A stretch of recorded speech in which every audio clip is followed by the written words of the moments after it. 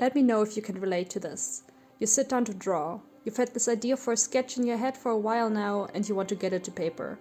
Just when you're finished, you have the next idea, and the next, and the next.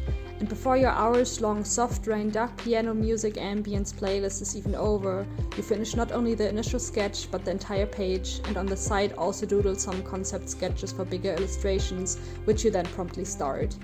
And at the end, you feel just so fulfilled and happy, and you could just keep drawing, and you do not care about what it is or if it's good, but somehow you're still happy with everything, and it just goes on and on and on. Until it doesn't. Suddenly you sit in front of a blank canvas, and you somehow feel like your brain is even more blank. You still try to get into it, maybe you just need to warm up, but nothing you do works, and before long all you got are a few pencil scratches on a blank background. You can only think back to the time you finished various pages in one sitting, and you can't even remember what that feels like. I'd say I hope you can't relate, but I can't imagine an artist who hasn't felt like this at one point or another. I know I have, and I still do sometimes. But I've also gotten way better with dealing with this kind of situation. It's gotten so much better that I rarely slip back into those phases, and I got a few techniques that help me pretty much every time, which I want to share with you in hopes that it will help you too. The first, and in my opinion most important thing, is to accept that this is actually a normal and even good part of the artistic process. Obviously, there are many reasons as to why you might not feel the fun of creating art right now, but pushing that feeling away in hopes that it disappears on its own will only make it so much worse. Surely you've heard about the "it's normal" part of my statement, and maybe you actually realize that but still wish it wasn't this way, which is the problem. If you wish it wasn't like this, then you haven't actually accepted it. Which is why I want to explain why it's not just normal but good. Because it's your brain's sign that you need a break. And if you're not taking one for too long, your brain will force you before it gets worse. And this phase actually gives you space to focus on other things in your life, like maybe decluttering your closet or spending a lot of time with your friends. Yes, these things also refill your creative tank, but if your tank was always full, you might not be able to enjoy the other things you do as much. Because you're always thinking about drawing. What I'm trying to say is that a change of perspective is already a big help when you're stuck in this uncomfortable mindset. Instead of, I can't draw right now, maybe you can think, I have the time, energy, and focus to do something else right now. View it as an opportunity instead of a hindrance, and it will feel way less overwhelming and probably be over sooner. Not having fun while drawing might also come from a feeling of having empty batteries or a full memory card in your brain. And no, I'm not implying we're all cyborgs. I'm talking about being burnt out, be it from having done a lot of artworks lately, or just things in general. These things could be cleaning the flat, having to hand in a lot of forms to your tax office, or just helping your friends with moving to a different city. Heck, it can even be purely positive, like going on a fascinating vacation. Point is, even those things drain your body's energy resources, and they also fill your metaphorical memory card. These things are a lot to do and process, and your brain is always working on them, even if you're not consciously aware of it. And to me, that means that if your brain is too full with other things right now, you'll have to put your art on pause for a tiny bit, get those things out of your head and try again. With which I don't mean you'll have to force your friends to kick out the old tenants and move 3 works before they're even supposed to. But instead you can write a rough plan into your schedule for that specific day and get it out of your brain onto the paper. It might not sound like much, which is why I actually didn't really try it for a long time and still slip into the I'll just force myself through mindset, but believe me, the alternative is much quicker and much more comfortable. For example, I like to have a page in my Notion calendar for everything on my schedule, and if it's something like a move, I'll ask my friend which time I should be where, if I should bring something, and whatever other thing comes to mind. Those questions and answers go straight into my calendar and my brain doesn't have to worry anymore. Sometimes I also put a little reminder a few days before the scheduled event, just to have a look at my plans again so that my brain can get back into the project. Most of the time I barely even look at the reminder, but just the fact that it's there relaxes my overactive brain. Basically, I try to get my conscious and subconscious thoughts as free as possible, and then I try to return to art. This approach might not exactly be what you were expecting, and I promise the other things I try are more directly art-related, but honest to God, 8 times out of 10, this is already the thing that fixes my art block or whatever you want to call it. If you then still sit in front of a blank canvas, you might actually have to warm up again. But how do you do that if drawing still isn't fun and you don't want to start a nice picture just to end up with chicken scratch again? Well, you do it anyways. I know it's hard, but it's also the hard step, and once you're done with that, it will be easier. I also have a few things that help me in this situation too. One thing that I've learned about myself is that I struggle with making ugly things, which first of all is not helpful at all, and there's no reason for this other than dumb perfectionism, and I usually have these thoughts handled, but not if I'm already in this weird headspace where art isn't fun. What I need in this case is an easy win, and one way to almost guarantee to get it is to do studies. You might want to do the traditional kind where you almost copy the original, but I noticed that it works better for me when I have some of my own voice in there too. So what you can try is, for example, redrawing manga panel, but in your own style. I like to color my panel redraws because coloring is my comfort zone and I feel like I'm doing something myself instead of just copying. But I also study the line art and the shapes the original mangaka uses. And I engage with some of my favorite series, which distracts me from overthinking my own work while working on it. This usually leads to me drawing my own characters inspired by the situations I've redrawn, but suddenly it's all my own art again.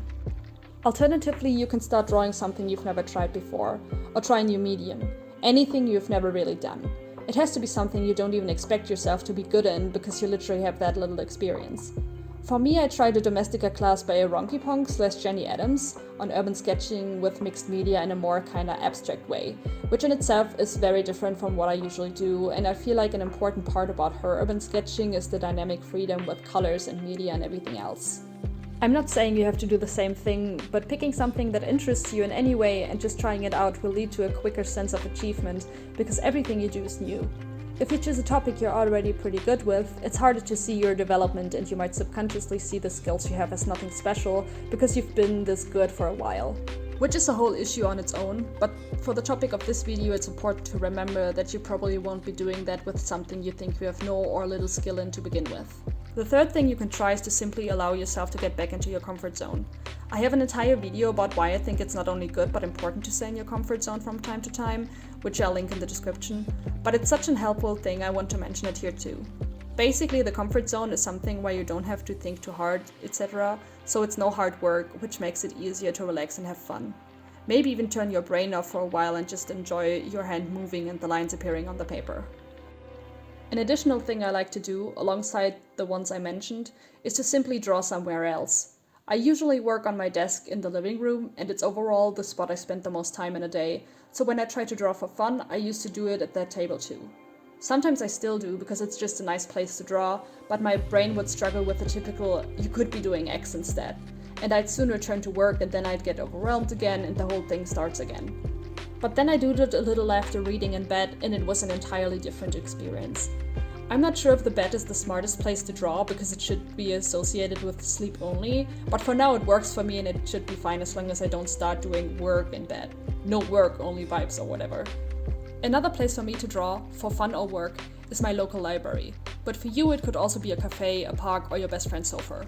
It just has to physically be another place than the one you usually draw in. You could even start drawing on the floor of your studio. It has helped me before. In general, I feel like it's so much easier for me to get my sketchbook out when I'm having coffee with friends or anything like that.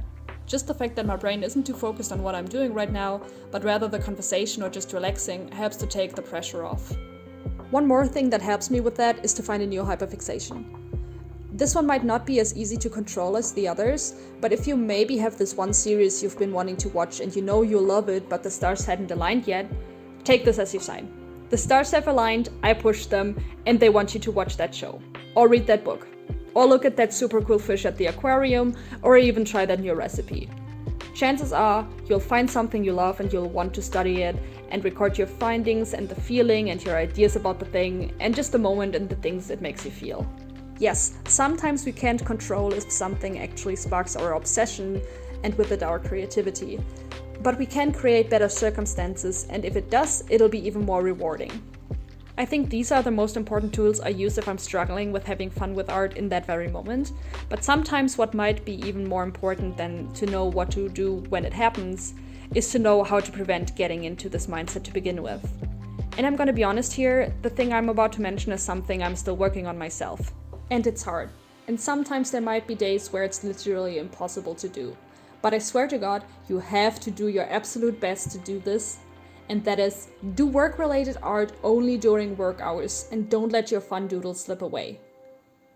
What I mean with this is that for creative professionals, it is incredibly easy to think, oh, I'll just do the flats for this commission after hours because it's not hard, or I'm gonna edit this video on my free day because it's not that big main project I'm working on, or maybe even I'm going to practice the character design for this animation before bed because it's just drawing the same thing over and over.